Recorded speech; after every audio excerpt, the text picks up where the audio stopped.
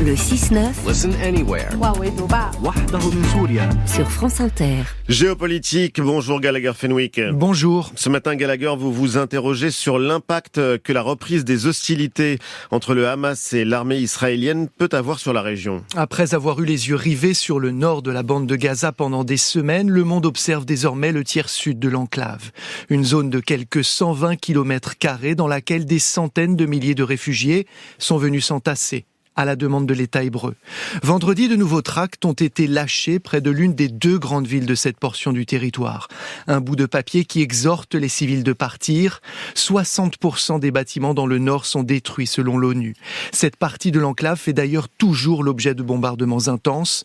Or, c'est désormais également le cas à Rafah, la ville dans le sud de Gaza frontalière avec l'Égypte. Les options pour fuir les violences dans la bande côtière paraissent très limitées, voire quasi inexistantes dans cette nouvelle phase. Vous mentionnez l'Égypte, est-ce que c'est une option, Gallagher ?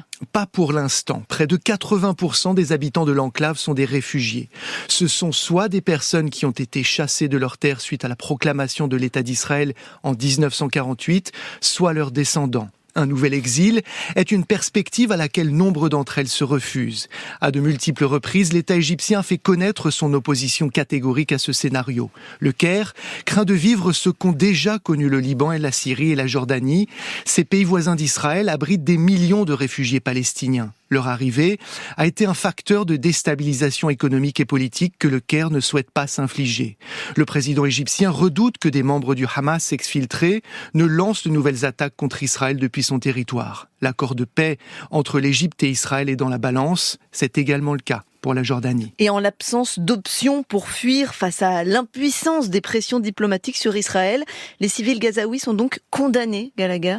Les États-Unis ne veulent pas ou ne peuvent pas convaincre Israël de cesser cette campagne massive de bombardement. Une impuissance ou un manque de volonté illustré lors des derniers échanges publics en date entre Washington et Tel Aviv. Malgré le souhait du secrétaire d'État américain de voir la trêve prolongée, l'État hébreu a repris son offensive contre Gaza. Dans la foulée, il a fait savoir à plusieurs pays arabes qu'il compte créer une zone tampon à l'intérieur de l'enclave. Présentée comme une mesure de sécurité, cette idée va à l'encontre de l'un des principes énoncés par la Maison-Blanche. Celle-ci refuse que l'armée israélienne ne procède à une réduction du territoire palestinien. À ce stade, les médiateurs qatariens et égyptiens ne parviennent pas à faire taire les armes. Il ne reste en réalité plus qu'une seule source de pression susceptible d'avoir un impact sur l'opération militaire, c'est le public israélien. Selon un sondage récent, seuls 10% des juifs israéliens se disent favorables à une pause dans les combats afin de procéder à de nouveaux échanges d'otages. Merci Gallagher Fenwick, c'était Géopolitique à suivre sur Inter, le grand entretien avec Jean-Luc Mélenchon.